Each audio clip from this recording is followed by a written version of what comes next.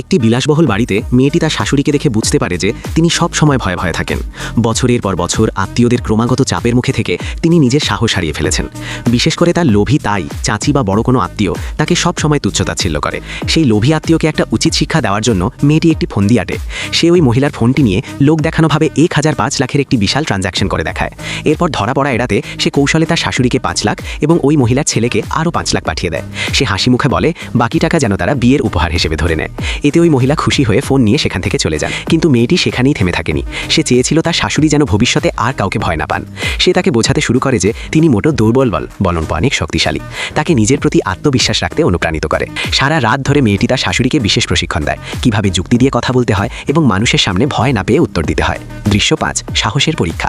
পরদিন সকালে সত্য জানতে পেরে ওই লোভী আত্মীয় রাগে ফেটে পড়েন এবং বাড়িতে এসে চিৎকার শুরু করেন।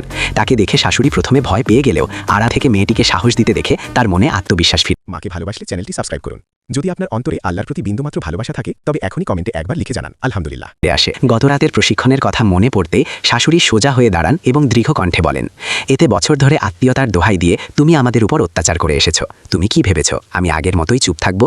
পরবর্তী পার্ট দেখতে চাইলে এখনই কমেন্টে ইয়েস লিখুন।